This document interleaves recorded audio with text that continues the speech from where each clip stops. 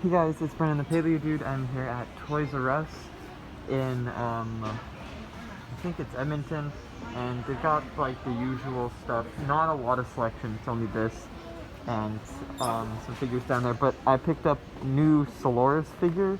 I could not find the Proceratosaurus. They've also got clearance on Owen, so I'm going to pick up an Owen, and they have clearance on, I think Nedry's on sale for $25, which is wicked. Legacy packs on for $30 about, which is also pretty cool. What's this? Jurassic World Total Controlled Dino Assortment. I don't know what that is. That might be new.